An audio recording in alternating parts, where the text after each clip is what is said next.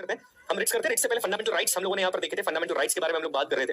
Right to freedom से मैं start करूंगा। आई वांट कि आप थोड़ा सा रिवाइज भी कर लो। आर्टिकल 19 से ही मैं स्टार्ट कर रहा हूँ। क्यों कर रहा हूँ आप समझते हैं? बिकॉज आई वांट कि आप डिटेल के अंदर चीजों को जाने। दैट्स व्हाई मैं वापस से आर्टिकल 19 से करवा रहा हूँ ताकि रिवीजन हो। मैं जानबूझ के ऐसा कर रहा हूँ तो क्योंकि इससे कई सारे क्वेश्चंस बनते हैं। कई एस्पिरेंट्स आप में से ऐसे होंगे जिसने रिवाइज नहीं किया होगा। कोई भी स्किप मत करना कि सर आर्टिकल 19 तो हमने पढ़ लिया था, 20 तो पढ़ लिया था, हम आगे से कर लेते नहीं। जितना मैं बता रहा हूँ वापस से सुनो, वापस रिवाइज करो। 10-15 मिनट अगर सुन लोगे तो कोई इशू नहीं होगा। क्लियर है? चलिए आर्टिकल 19 की जब हम बात करते हैं कि आर्टिकल 19 के अंदर हम बात करें उससे पहले याद रखिएगा कि आर्टिकल 19 से लेकर आर्टिकल 22 तक हम किसके बारे में बात करेंगे? राइट टू फ्रीडम की हम बात करेंगे कि हमारे जो फ्रीडम के अधिकार है, हमारे जो स्वतंत्रता के अधिकार है उनके बारे में बात करेंगे। और उसमें सबसे इंपॉर्टेंट जो आर्टिकल है वो है आर्टिकल 19। आर्टिकल 19 क्यों है? बिकॉज आर्टिकल 19 आपको 6 तरह की फ्रीडम्स ग्रांट करता है। कितने तरह की फ्रीडम्स ग्रांट करता है आर्टिकल 19? आपको 6 तरह की फ्रीडम्स ग्रांट करता है। शुरुआती तौर पर मैंने समझाया था कि जो फ्रीडम थी ये पहले 7 थी, बट एक जो फ्रीडम थी उसको हटा दिया गया। वो कौन सी थी? Article 19 clause F. याद रखना, ये क्लॉजेस याद रखना, A B C D F. कई बार क्या होता है एग्जामिनेशन के अंदर मैच द कॉलम के अंदर इतना डिटेल में भी पूछ लेते हैं कि क्लॉज कौन सा था। तो क्लॉज के साथ आर्टिकल 19 को याद रखना और साथ ही साथ जो फंडामेंटल ड्यूटीज अपन ने करी थी ना उसको भी क्लॉज के साथ याद रखना। बिना क्लॉज के याद मत रखना। देखो सीडीएस का एग्जाम है ना, डिटेल में पढ़ना ही पड़ेगा। हम कुछ कर नहीं सकते, उसके लिए डिटेल में पढ़ना ही पड़ेगा। एक तरीका है रिवाइज करो अच्छे तरीके से। जितना सही तरीके से रिवीजन करोगे उतना सही तरीके से आप कर पाओगे।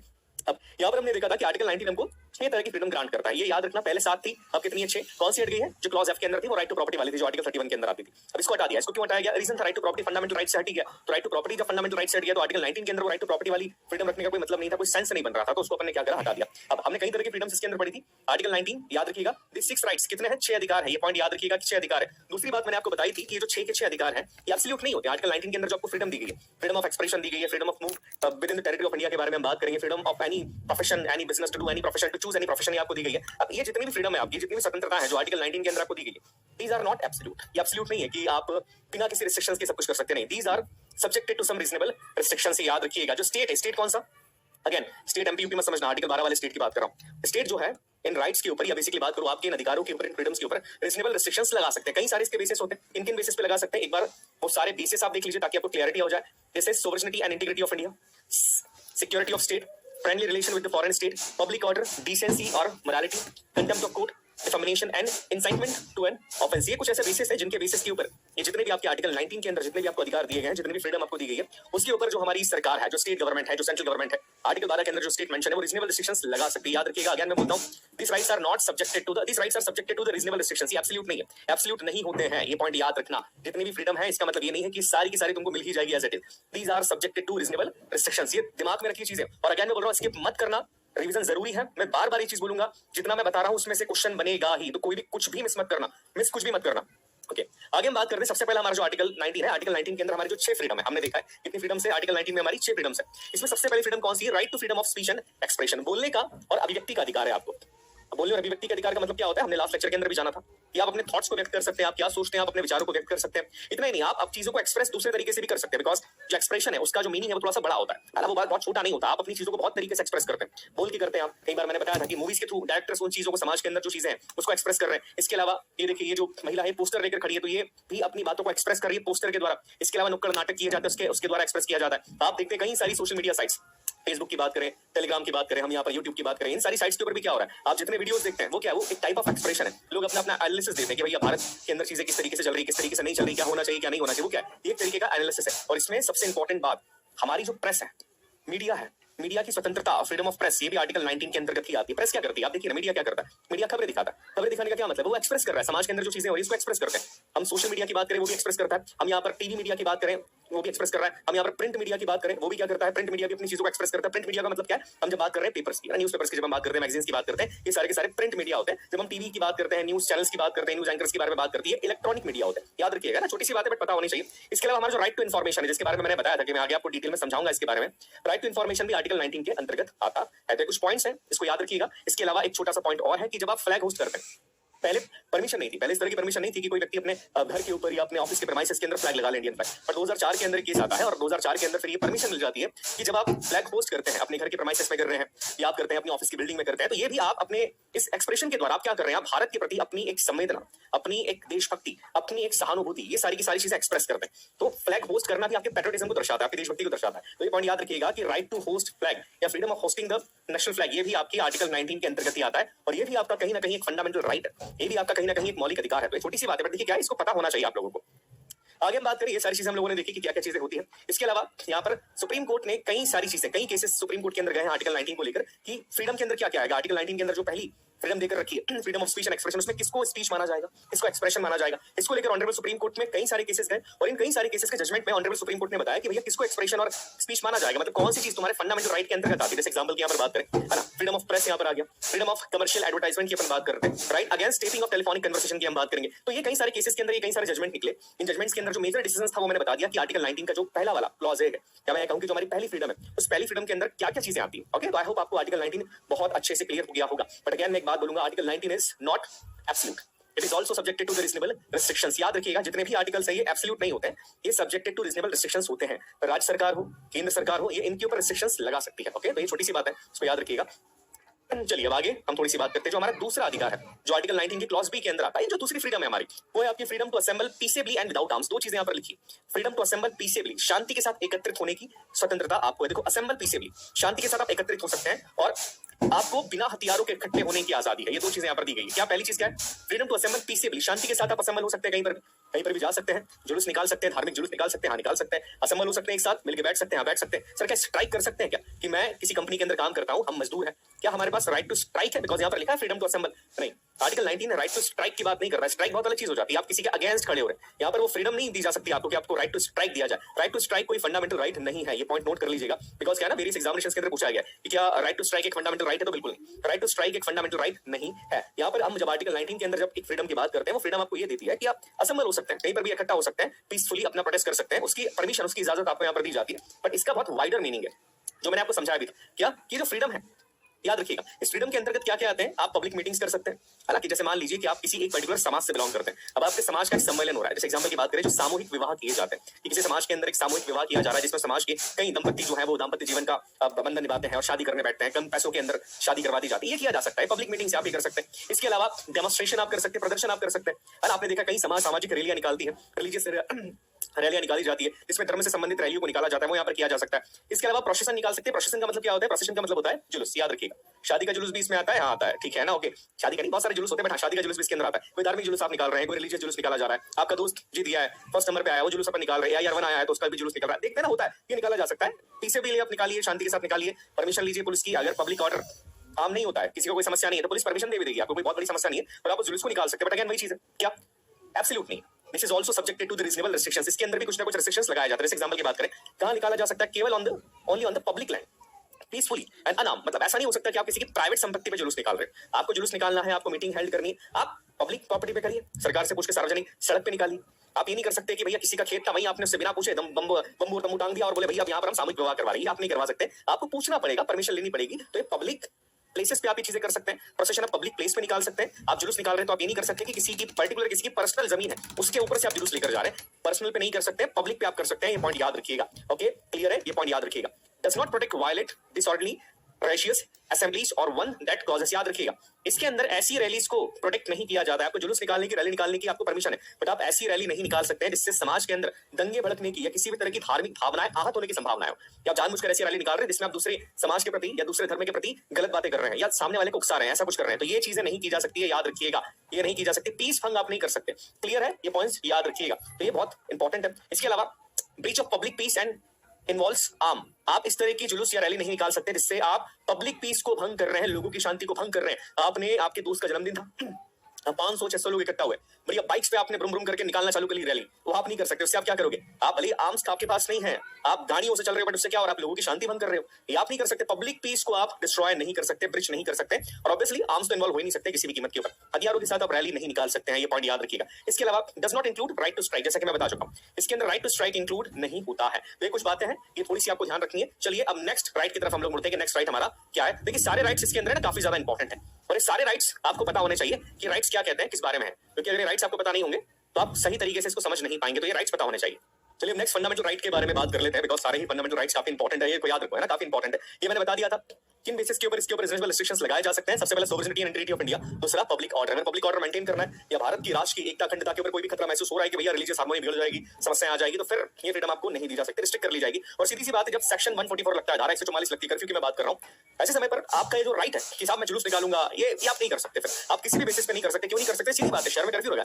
अब कर्फ्यू के समय आप सोचते हैं कि मैं जुलूस निकालूं, तो ये पॉसिबल नहीं है, सीधी सी बात है। तो ये आपके आर्टिकल 19 के अंदर हमने आपकी दूसरी फ्रीडम को यहाँ पर देख लिया है ना। ये बाकी सारी चीजें भी है कि क्या धारा 144 के ऊपर क्या क्या क्या चीजें जो है वो अनलॉफुल हो जाएगी, आप डिटेल में देख सकते हैं, है ना। इसको बहुत डिटेल में जाने की जरूरत है नहीं, मैंने सिर्फ आपके नॉलेज के लिए लिखवाई, बिकॉज मुझे पता है कि आप में से कई बच्चे ऐसे जो कि यूपीएससी प्रीलिम्स की भी तैयारी कर रहे हैं, मेंस की भी तैयारी कर रहे होंगे, स्टेट पीसीएस की भी तैयारी कर रहे हैं, तो उसमें क्या होता है कि जब आप आंसर राइटिंग करते हो तो ये चीजें काम आ जाती है, तो इसके लिए मैं लेकर आया हूं ना। ठीक है, सीरियस में जरूरत नहीं है, पर देख लेना, कोई बात नहीं, जितना मिले उतना ग्राइंड करो, पीपीटी के अंदर तो होना ही चाहिए।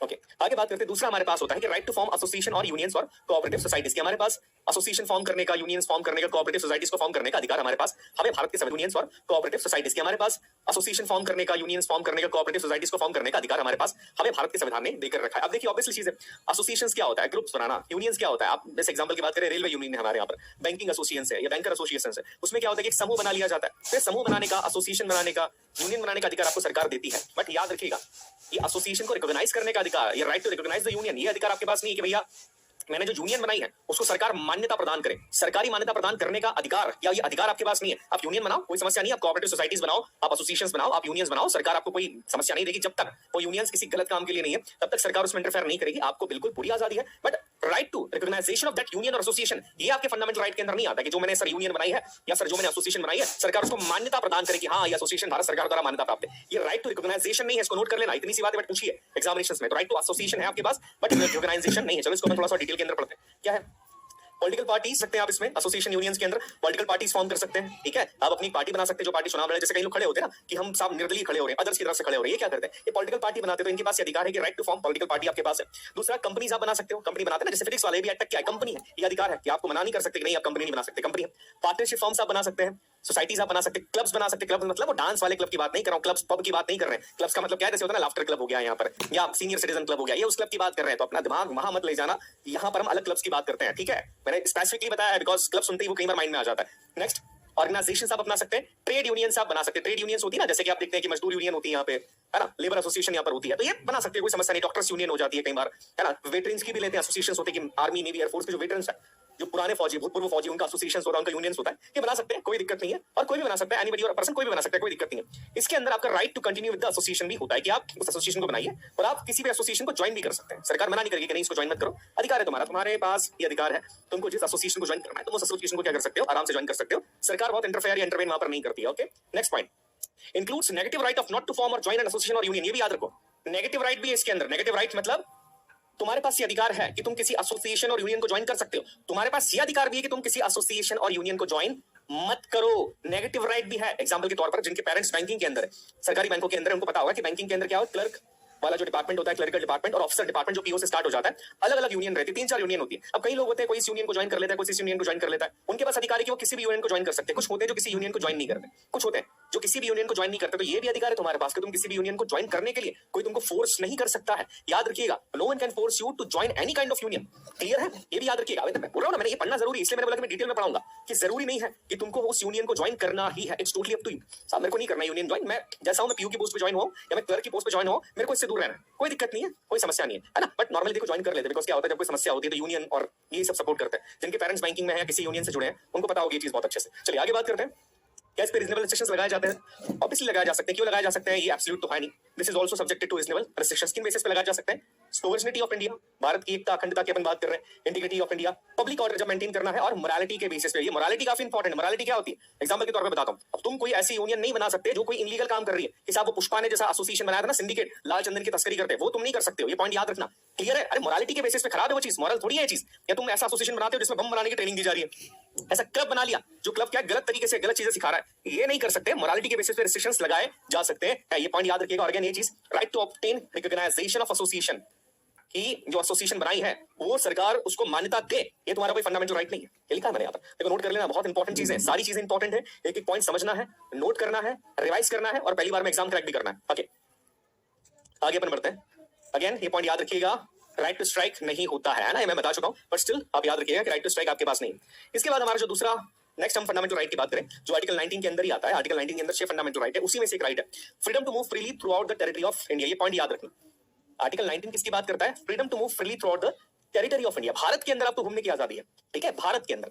Freedom to move out of India article 19 में नहीं आती। अगर मेरे को विदेश जाना है तो ये आजादी मेरे पास है। क्या मेरा फंडामेंटल राइट है? हाँ, ये मेरा फंडामेंटल राइट है। पर क्या ये फंडामेंटल राइट मेरे को आर्टिकल 19 देता है? क्या नहीं, आर्टिकल 19 नहीं देता। आर्टिकल 19 सिर्फ भारत के अंदर घूमने की आजादी की बात करता है। आर्टिकल 21 जो है हमारा, जिसके बारे में बात करेंगे, right to life and right of liberty की हम बात करेंगे, वो देता है कि भारत से बाहर जाने की भी आपको या मुझे आजादी है। ये पॉइंट याद रखिएगा, क्लियर है। अब इसके भी कुछ रिस्ट्रिक्शंस इसके बारे में पढ़ लेते हैं। पहली चीज, every citizen has right to freely move to state within the state, मतलब भारत के अंदर, विद इन द कंट्री। याद रखिएगा, भारत के अंदर घूमने की आजादी की बात कर रहे हैं हम यहाँ पर, भारत से बाहर जाने की बात नहीं करते हैं, भारत के अंदर ही घूमने की फ्रीडम, आजादी की बात करते हैं। रिस्ट्रिक्शंस कहां पर है? Interest of general public, protection of interest of the schedule tribe. अब देखो क्या होता है, कई एरिया जैसे होते हैं जहां पर अपन नहीं जा सकते, जहां पर कई सारी ऐसी ट्राइब्स होती है जिनका कल्चर बहुत अलग है। जैसे बहुत क्लासिकल एग्जांपल है, मैं हर क्लास के अंदर देता हूं, अंडमान निकोबार के अंदर वो सेंटिनल आइलैंड, सेंटिनल आइलैंड के अंदर सेंटिनल्स रहते हैं, वो एक ट्राइब है। वो ट्राइब ऐसी भाई साहब कि वो नॉर्मल ह्यूमन से नहीं मिलती, मतलब जो सोशल ह्यूमन है अपन लोगों से वो नहीं मिलेगी, उनकी अपनी अलग ही दुनिया है। उनको ना बिजली के बारे में पता है, ना पानी के बारे में पता है, उनकी भाषा अलग है, वो कुछ भी नहीं जानते। और जब ह्यूमन उनके पास जाते तो वो गोली तो नहीं मारते, तीर मार देते। अभी कुछ समय पहले एक अमेरिका के जो मिशनरी है, ईसाई मिशनरी पादरी, वो साहब गए थे, उनको मना करा सरकार ने कि भैया मत जाओ, फिर भी वो गए कि नहीं मैं उनको जाऊंगा, समझाऊंगा, छोड़ा भगवान के बारे में। वो गए, उनको तीर मार के उनकी मृत्यु हो गई। अब उन पे केस भी नहीं करा सरकार ने, क्यों नहीं करा? ट्राइब है, उनका कल्चर अलग है, वो नहीं मानते आजकल के रूल्स रेगुलेशंस को, उनके हिसाब से चीजें बहुत अलग होती है। तो ये पॉइंट याद रखिएगा कि तुमको हर जगह घूमने की आजादी नहीं है। जैसे यहाँ पर लिखा है इंटरेस्ट ऑफ जनरल पब्लिक, देखो कोई ऐसा एरिया है जहां पर जाने से पीस या हार्मोनी भंग हो रही है, तो फिर तुम वहां नहीं जा सकते कि नहीं मैं तो वहां जाऊंगा, अरे नहीं जा सकते। तुम्हारे जाने से अगर किसी को समस्या हो रही है ब्रॉड लेवल के ऊपर, जनरल पब्लिक को समस्या हो रही है, तो वहां नहीं जा सकते। कई एरियाज रिस्ट्रिक्टेड होते हैं, आर्मी एरिया की बात करो, नेवल एरियाज की बात करो, आर्मी कंटेनमेंट की बात करो, वहां तुम नहीं जा सकते। तुम जाओगे ताका झाकी करोगे, पकड़ के ले जाएंगे तुमको। क्यों भाई साहब? सिक्योरिटी की बात है, तो ये आप नहीं कर सकते हैं, ये पॉइंट याद रखिएगा। Supreme court movement of prostitute can be restricted on grounds of public health and morals, ये पॉइंट याद रखिएगा। जो प्रोस्टिट्यूट्स होती हैं, महिलाएं होती हैं, अगर हम बात करें तो उन महिलाओं के मूवमेंट को रिस्ट्रिक्ट किया जा सकता है कि नहीं आप यहां नहीं जा सकते, आप नहीं जा सकते। क्यों नहीं जा सकते?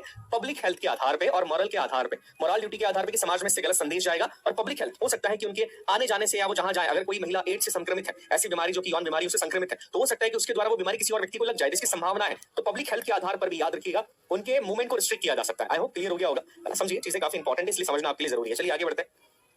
नेक्स्ट, आपका जो राइट है ये freedom to reside and settle in any part of India. Bharat के किसी भी क्षेत्र में राइट है ये freedom to reside and settle in any part of India. Bharat के किसी भी क्षेत्र में जाके आप रह सकते हैं। इस एग्जांपल की बात करें, मैं अगर अभी इंदौर में हूं, अब मुझे लगता है कि नहीं इंदौर से आगे जाके मुझे शायद नोएडा के अंदर या मुझे गुड़गांव के अंदर या सूरत के अंदर, गुजरात के अंदर जाकर मुझे अपना घर बनाना चाहिए, वहां सेटल हो जाना चाहिए। या मुझे लगता है भैया दुनियादारी जीवन से मेरा मोह उड़ गया, अब मैं जाऊंगा हिमाचल प्रदेश के अंदर जाके, उत्तराखंड में जाके उसकी किसी पहाड़ी पे मैं घर लूंगा और आराम से वहां पर रहूंगा। ये अधिकार है मेरा। कुछ छोटे मोटे रिस्ट्रिक्शंस होते हैं कुछ एरियाज के अंदर, अदरवाइज ये अधिकार है मेरा कि मैं भारत के अंदर ऐसे एरियाज में सेटल हो सकता हूं जहां पर सेटल होने के लिए कोई स्पेशल चीज होने की जरूरत नहीं है। हालांकि पहाड़ी इलाकों की मैं बात करूं, कुछ एरिया जैसे होते हैं, कई बच्चों ने समझ गए होंगे, मैं हिमाचल और उत्तराखंड की ही बात कर रहा हूं, जहां पर मकान लेने के लिए या प्रॉपर्टी खरीदने के लिए वहीं का नागरिक होना या कुछ चीजें होना जरूरी होता है। बट आमतौर पर अगर हम बात करें तो भारत के किसी भी इलाके में जाके आप सेटल हो सकते हैं। आप आगे जाके लेफ्टिनेंट बनेंगे, आप में से कई बच्चे आगे जाके फ्लाइंग ऑफिसर बनेंगे, आगे जाके आप भारत के किसी एरिया में सेटल होते हैं। मान लीजिए आपकी पोस्टिंग कहीं और हुई है, अरुणाचल प्रदेश में पोस्टिंग हुई है, आपने सोचा चलो रिटायरमेंट के बाद सामने वही रहूंगा, तो अधिकार है आपको, कोई मना नहीं करेगा, आप बिल्कुल वहां पर रह सकते हैं। तो ये पॉइंट याद रखिएगा। ओके चलिए नेक्स्ट जो आपकी फ्रीडम है that is freedom to practise any profession और to carry on any occupation, trade और बिजनेस। ये आपके पास अधिकार है, ये तो बिल्कुल obviously these are the Indian arm forces officers.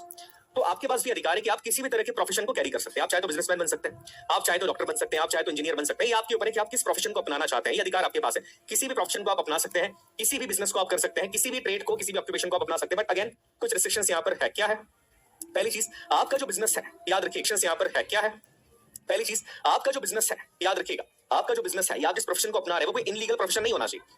आप बोले सर मैं गैंगस्टर बन जाऊंगा, प्रोफेशन मेरा वो अपनाना चाहता हूं, ये नहीं कर सकते आप कहेंगे नहीं सर मैं आर्म्स डीलर बनना चाहता हूं, इनलीगल वाला आर्म्स डीलर, ये नहीं कर सकते। सर मैं तो हवाला का बिजनेस करूंगा, 2 नंबर का पैसा इधर करने का, वो नहीं कर सकते। सीधी सी बात है, ऐसे बिजनेस कर सकते हो जो कि मॉरली या लीगली है भारत के अंदर, जो लीगलाइज किए गए वो सारे बिजनेस आप यहाँ पर कर सकते हैं। पॉइंट याद रखिएगा। बट राज्य सरकार को इन चीजों को लेकर कुछ अधिकार है, राइट टू प्रोफेशन को लेकर। पहली चीज, राज्य सरकार को यह अधिकार है कि वो ये डिसाइड कर सकती है कि किसी प्रोफेशन को करने के लिए किसी व्यक्ति में क्या क्या क्वालिफिकेशंस होनी चाहिए, क्या क्या एजुकेशन क्वालिफिकेशंस होनी चाहिए और क्या क्या फिजिकल क्वालिफिकेशंस भी होनी चाहिए। जैसे एग्जांपल की बात करें, अब तुम बोलो कि सर मैंने कॉमर्स से करा है, एमकॉम मैंने करा है और मैं चाहता हूं कि मैं डॉक्टर बन जाऊं और कल से मैं प्रैक्टिस करना शुरू कर दूं, मैं गायनेकोलॉजिस्ट बनूंगा सर और प्रैक्टिस करूंगा। नहीं कर सकते तुम।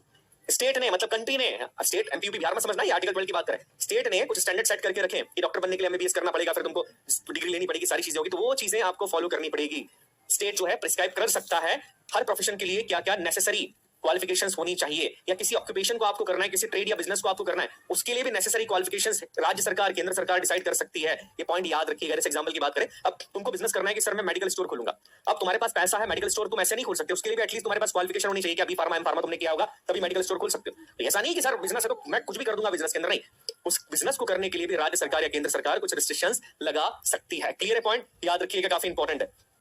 Carry on by itself any trade, business, industry or service whether to the exclusion, complete or partial of citizens or otherwise। देखो इसमें क्या लिखा है, हो सकता है सरकार ये चाहे कि कुछ बिजनेसेस ऐसे होंगे, कुछ क्षेत्र के अंदर बिजनेसेस ऐसे होंगे जिसमें सरकार डिसाइड कर सकती है कि ये प्रोफेशन या ये बिजनेस केवल गवर्नमेंट ही करेगी। जैसे एग्जांपल की बात करें, आर्म्स बनाना है, आर्म्स बनाना है, हथियार बनाना है। पहले की बात करें, अभी तो थोड़ा थोड़ा प्राइवेट कंपनीज आ गई है। पहले की बात करें तो क्या था कि सिर्फ सरकार बनाएगी, मोनोपोली थी सरकार की, तो सरकारें कर सकती है किसी ट्रेड किसी बिजनेस पे सरकार अपनी मोनोपोली डिसाइड कर सकती है कि साहब ये बिजनेस आज से हम ही करेंगे। ऑब्वियसली कोई रीजनेबल रीजन होगा तभी करेंगे, ऐसा नहीं कर देंगे, नहीं तो सुप्रीम कोर्ट में चुनौती दे देंगे लोग। अब आर्म्स बनाने, हथियार बनाने, अब तुम बोलोगे सर मैं गोलियां बनाना अपने फैक्ट्री के अंदर चालू कर देता हूं, या मैं ऐसी फैक्ट्री बनाता हूं जिसमें मैं न्यूक्लियर प्लांट में अपना बना लेता हूं। ये आप नहीं कर सकते। पर्सनली कुछ बिजनेसेस ऐसे हैं, कुछ ट्रेड ऐसे हैं जो केवल सरकार कर सकती है, सरकार अपनी मोनोपोली स्थापित कर सकती है, और सरकार को इस मोनोपोली को जस्टिफाई करने की जरूरत नहीं है कि उन्होंने ऐसा क्यों करा, तुमको नहीं बताएगी सरकार। इसमें होगा तो आगे देखा जाएगा, बट तुमको बताएगी नहीं कि हमने ऐसा क्यों करा। पॉइंट याद रखना, क्लियर हो रहा होगा, डिटेल में इसलिए पढ़ रहे हैं। तो ये आपके सारे जो राइट याद रखिएगा, आर्टिकल 19 जो आपको देता है 6 अधिकार, वो सारे के सारे अधिकार अब हमारे यहाँ पर खत्म हो गए हैं। चलिए नेक्स्ट फंडामेंटल राइट की तरफ बढ़ते हैं, बिकॉज आर्टिकल 19 हमारे सारा कंप्लीट हो गया। अब इसके बाद आता है हमारा आर्टिकल 20। देखिए आर्टिकल 20 बड़ा आसान है, जेल वेल से समझ में आ गया होगा कि आर्टिकल किस बारे में। आप में से कई एस्पिरेंट्स ने पहले इस आर्टिकल के बारे में सुना भी होगा, जिसने नहीं सुना है, जिसने नहीं पढ़ा, याद रखिएगा बहुत इंटरेस्टिंग आर्टिकल है, बहुत इंटरेस्टिंग फंडामेंटल राइट, और ये सबको पता होना चाहिए। बेसिकली ये राइट क्या कहता है, आर्टिकल 20 क्या कहता है, एक बार अपन पढ़ लेते हैं। ये कहता है protection against arbitrary and excessive punishment to an accused person, citizen और फॉरेनर और legal person like a company और अ कॉर्पोरेशन। आर्टिकल 20 ये कहता है, ये प्रोटेक्शन देता है। किसको प्रोटेक्शन देता है, ध्यान से सुनो। प्रोटेक्शन किसको दे रहा है, पहले ये सुनना है ना, काफी इंपॉर्टेंट है। किसको प्रोटेक्शन देता है आर्टिकल, सबसे पहले आर्टिकल प्रोटेक्शन देता है सारे नागरिकों को, मतलब सारे सिटीजन, भारत के नागरिकों को, सारे फॉरेनर्स को, मतलब ऐसे नागरिक जो भारत के नहीं है, बाहर से आए, उनका भी अधिकार है। इसके अलावा कोई भी लीगल पर्सन जो भारत के अंदर व्यक्ति है और लीगल पर्सन है, उसको भारत की जितनी भी कंपनीज है या कॉर्पोरेशन है, सबका अधिकार है, सबका अधिकार है। फॉरेनर्स का भी है, भारत के अंदर जितनी कंपनीज है, कॉर्पोरेशन है, उनका भी है, भारत के नागरिकों का भी है, भारत के बाहर से कोई फॉरेनर आए उनका भी अधिकार है। अभी अधिकार क्या है, ये अधिकार ये कहता है protection against arbitrary and excessive punishment. दो शब्द इसके अंदर, किससे प्रोटेक्शन देता है आर्टिकल 20, आर्बिट्ररी, आर्बिट्ररी मतलब मनमानी, और एक्सेसिव मतलब ज्यादा पनिशमेंट से, सजा से। आई बात समझ में, आर्बिट्ररी मतलब मनमाना, कि सरकार ने मनमाना सजा दे दी, मनमाने तरीके से सजा दे दी किसी को, या आर्बिट्ररी एक्सेसिव पनिशमेंट, एक्सेसिव मतलब जितनी सजा होनी चाहिए उससे ज्यादा अगर तुमको सजा मिली है, इससे प्रोटेक्शन देता है। किस किस को देता है आपने देख लिया, आप किस तरीके से देता है एक एक करके समझते हैं। मेजरली ये जो राइट है ना, इसके 3 डायमेंशन है। क्या है, protection respect of convention for offence, 3 dimension इसके। पहले no ex post facto law, क्या होता है मैं समझाऊंगा। दूसरा नो डबल जियोपैरिटी, तीसरा है नो सेल्फ इंक्रिमिनेशन। तीनों को ध्यान से समझना, बिकॉज तीनों से रिलेटेड प्रश्न पूछे जाते हैं। बहुत आसान है, इंटरेस्टिंग है, मैं फिर बोल रहा हूं बहुत इंटरेस्टिंग आर्टिकल है। और ये किसको प्रोटेक्शन देता है, ऐसे लोगों को जिनको सजा दी जाने वाली है या जिनको सजा हो गई है। याद रखिएगा, जिनको सजा दी जाने वाली है, ये बेसिकली उनके अधिकारों के बारे में बात करता है, उनको प्रोटेक्ट करता है। देखो कैसे प्रोटेक्ट करता है। पहला जो अधिकार है इसमें वो है आपका no ex post facto law. No ex post facto law ये कहता है कि किसी भी व्यक्ति को, ध्यान से सुनिएगा मेरे, पोस्ट फैक्टो लॉ ये कहता है कि किसी भी व्यक्ति को, ध्यान से सुनिएगा मेरी इस बात को, किसी भी व्यक्ति को किसी चीज के लिए सजा तभी दी जा सकती है या किसी क्राइम के लिए सजा तभी दी जा सकती है जिस वक्त उसने वो क्राइम किया हो और उस क्राइम के लिए सजा का प्रावधान हो। आया समझ में नहीं आया सर, क्या बोला, क्राइम सजा, जिस व्यक्ति, इतना डिटेल में समझ में नहीं आया, एग्जांपल से समझते कोई बात नहीं। ये हमारे मिस्टर एक्स है, एग्जांपल से समझना, काफी इंटरेस्टिंग एग्जांपल है। ये मिस्टर एक्स है, मिस्टर एक्स ने क्या किया, 2020 के अंदर मिस्टर एक्स किसका व्यापार करते थे, एक ऐसे ड्रग्स का, इसका एक ऐसे ड्रग्स का व्यापार करते थे जो 2020 के अंदर जिस ड्रग्स को सेल करना क्राइम नहीं था। मतलब 2020 में वो ड्रग्स नॉर्मली हर कोई बेचता था, दुकानों पे मिल जाता था, केमिस्ट की खुद भी केमिस्ट इनकी दवाई की दुकान थी, वहां पर वो ड्रग्स को बेचते थे, बिकॉज सरकार के हिसाब से वो ड्रग्स को बेचना क्राइम नहीं था। अब 2020 में बहुत बढ़िया तरीके से बेचते थे, कोई दिक्कत नहीं थी। 2020 के बाद ये 2020 में बेचते थे और 2022 में इन्होंने इसको बेचना बंद कर दिया, बिकॉज इनको प्रॉफिट नहीं हो रहा था। तो 2022 में मिस्टर एक्स ने इस ड्रग्स को बेचना बंद कर दिया। अब होता यह है कि 2023 में, मतलब अभी के साल 2023 में पार्लियामेंट एक कानून बनाती है। वो कानून क्या बनाती है, पार्लियामेंट कानून बनाती है कि भैया जो भी ड्रग्स को बेचेगा ना, उसको 5 साल की सजा का प्रावधान है, मतलब 5 साल की सजा दी जाएगी जिसने भी ड्रग्स को बेचा। अब पुलिस क्या करती है, पुलिस मिस्टर एक्स को उठा के जेल में बंद कर देती है। मिस्टर एक्स पूछते भाई साहब क्यों, मैंने तो कुछ किया नहीं है। पुलिस कहती है कि नहीं, 2020 से 2022 तक तुमने इस ड्रग्स को बेचा है और इस ड्रग्स को बेचने के कारण अब हम तुमको जेल में डाल रहे हैं और तुमको 5 साल की सजा होगी। तो ये नहीं हो सकता है, क्यों, बिकॉज ये ड्रग्स को बेचने पे सजा का प्रावधान 2023 से आया है। अगर जब मान लो 1 जनवरी 2023 को, है ना, 1 जनवरी 2023 को ये फैसला आता है या पार्लियामेंट बिल पास कर देता है कि भैया अब से जो भी ड्रग्स बेचेगा उसको 5 साल की सजा का प्रावधान है, तो अगर कोई आदमी 2 जनवरी को पकड़ा जाता है ना ड्रग्स बेचते हुए, तो उसको भी 5 साल की सजा होती है। बट कब, 2 जनवरी, जब कानून बना उसके बाद सजा होती, उसके बाद उसने किया हो तो। बट भाई साहब इन्होंने तो 2020 में किया था, कानून बनने के बाद तो इन्होंने कुछ किया ही नहीं। तो इसी का मतलब होता है no ex post facto law. आप ऐसे किसी क्राइम के लिए किसी व्यक्ति को सजा नहीं दे सकते जिस टाइम पर वो व्यक्ति वो कर रहा था, उस टाइम पर उसको क्राइम घोषित किया ही नहीं गया था। ये होता है आपका no ex post facto law. I hope समझ में आ गया होगा, बहुत डिटेल में समझाया मैंने। तो इसका मतलब है कि भैया आज अगर मैं तुमको पढ़ा रहा हूं, अब ठीक है पढ़ा रहे हम, भगवान ना करे ऐसा, कभी महादेव करे, पर हो सकता है कि ना करे ऐसा, पर हो जाएगी 10 साल बाद सरकार कानून बना दे कि जो भी भैया टीवी पे पढ़ाएगा उसको क्या है, सरकार पकड़ के ले जाएगी, जेल में डाल दिया जाएगा। अब मैंने उस टाइम पढ़ाना छोड़ दिया होगा, मान लेते 10 साल बाद, अब सरकार उस टाइम मेरे को जेल में नहीं ले जा सकती कि भैया प्रथमेश आप 2023 में पढ़ाते थे ना सीडीएस के बच्चों को, इसलिए आपको जेल में डाल रहे, ये नहीं कर सकते, बिकॉज हमारे पर no ex post facto law होता है। याद रखिएगा, काफी इंपॉर्टेंट है। क्लियर है, समझ में आ गया होगा, क्लियर हो गया होगा, बिकॉज बड़ी आसानी से मैंने करा है ना। ओके चलिए, क्या लिखा है यहाँ पर, no person shall be convince for any offence except for the violation of the law in force. सीधी सी बात है, किसी भी व्यक्ति को बिना किसी कारण के जेल में नहीं डाला जा सकता है, केवल तभी जेल में डाला जा सकता है जब उसने लिटरली कोई क्राइम किया हो। क्राइम करोगे तभी जेल में जाओगे, अदरवाइज आप नहीं जाओगे। इसके बाद वो क्राइम तभी होना चाहिए कि जब उसने क्राइम किया है, उस टाइम पर उस चीज को क्राइम माना जाता था, मतलब उसके पहले उसने वो चीज करी थी, उसको क्राइम नहीं माना जाता था, तो फिर अभी उसको उस चीज के लिए जेल में नहीं डाल सकते आप, सीधी सी बात है। Next, only on criminal law, not on civil laws और टैक्स लॉ। याद रखो ये जो चीज है ना, नो एक्स फैक्टर लॉ, ये सिर्फ क्रिमिनल लॉस के लिए होती है, सिविल लॉ टैक्स लॉ के लिए नहीं होती है। छोटी सी बात इसको याद रख लेना, इसके बहुत डिटेल के अंदर मैं नहीं जाऊंगा अभी, बट ये थोड़ा सा आपको याद रखना है कि ये क्रिमिनल लॉ के लिए है, ये बाकी लॉस के लिए चीज नहीं होती। आगे हम बात करते हैं। दूसरा जो इसका पॉइंट था, ये देखिए तीन चीजें थी। पहला क्या था, no ex post factor law.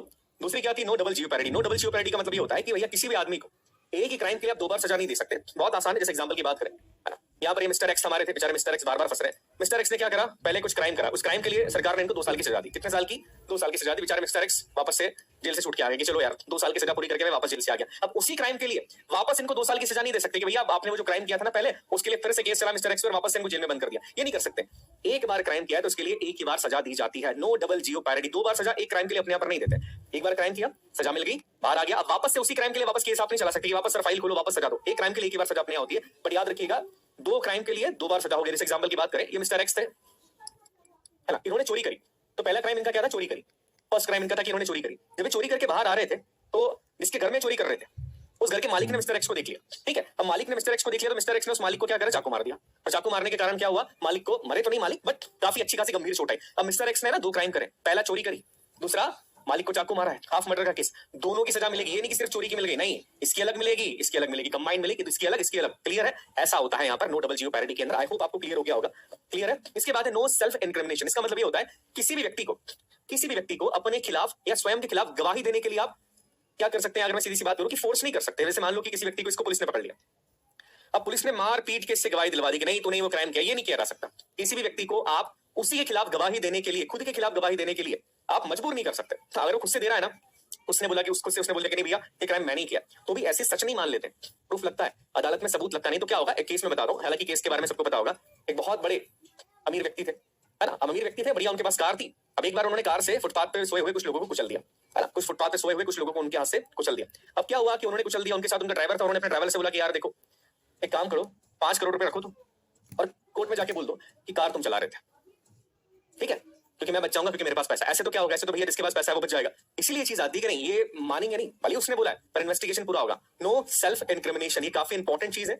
I hope clear हो गया होगा, बिकॉज ये जो है ना काफी इंपॉर्टेंट है। आगे देखिएगा, extended to both oral and documentary evidence, do not extended to the civil proceedings और the proceedings which are not of criminal nature. याद रखिएगा, ये जो चीजें मैंने बताई है ये सिविल प्रोसीडिंग्स के लिए नहीं है, है ना, ये क्रिमिनल प्रोसीडिंग्स के लिए नॉर्मली होती है। तो ये छोटी सी बात थी। आई होप आपको आर्टिकल 20 समझ में आ गया होगा। मैंने कहा था कि आर्टिकल 20 बड़ा इंटरेस्टिंग सा है और यही आपका था article 20।